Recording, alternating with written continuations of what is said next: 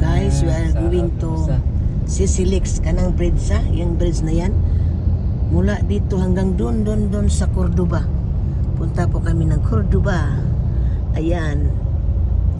Mag-riding tour po kami. Ayan. So, ayan po guys. Maganda punta dyan. Sabi nila, maganda daw paggabi. Kasi, maano mo talaga, ma-appreciate mo talaga yung beauty ng bridge. Ayan guys. So, ayan. Kasama ko nga pala, asawa ko. Dito pala asawa ko. Ayan, Torlek.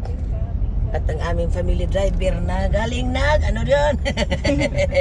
Si Rachel at ang aking mga kasamahan sa bahay, Kati, Alon, and here I am!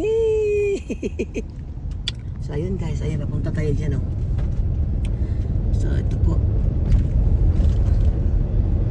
I-ano po namin kayo dyan, idaan o ipasyal dyan sa amin, dito sa amin sa Cebu, sa itong longest bridge in Cebu. So galing po to dito sa anong lugar to dong? Ano lugar din eh? Mambaling. From Mambaling to Cordoba. Ayan, mataas po yan guys. Diyan tayo dadaan, diyan tayo. Ngayon, paakyat na po tayo guys. Paakyat na po tayo. Ito na po tayo, paakyat na po tayo. So, ayan po, paakyat na po tayo. Ayan. Ayan, napasok na. Ayan, ayan. From here to, punta tayo dun. Ano? Ayan o. Ayan guys. Ayan. So, ayan. Enjoy. Happy ride. Ayan po, our vacation in this year 2024. We are here in Philippines, Cebu, Philippines. So we are here guys, mag-riding po kami, riding tour. Ayan, mag-ride tour po kami. Ayan, mag-driving tour o driving tour.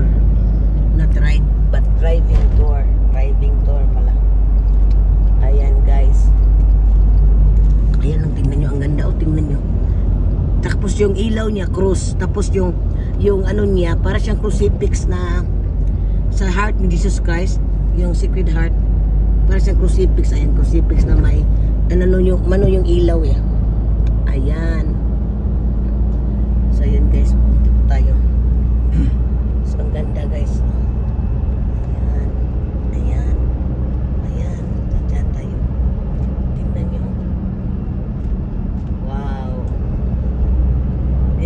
Beauty of this bridge, the longest bridge in Cebu.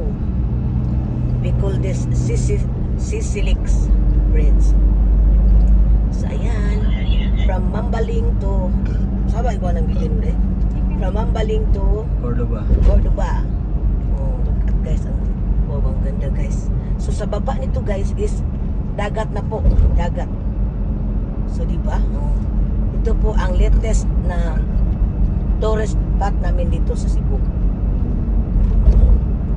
Dami po nagpunta dyan, mga turista po.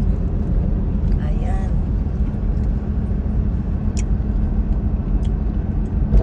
So ayan guys. Ang sarap talaga ng buhay pag patuloy tayong susunod sa utos ng Panginoon. Iwasan na talaga magkasala dahil ang tao talaga, wala talagang tao na walang sala. Ako makasalanan akong tao, pero since na nagrepent ako until now, patuloy ko talaga na mag-iingat na hindi na magkasala panguli para easy pa rin ang takbo ng ating buhay o ng aking buhay. So ayan guys, so God bless po sa ating lahat. God bless everyone. Happy Saturday, happy weekend. So today po is June pa na ngayon, first day of June 2024.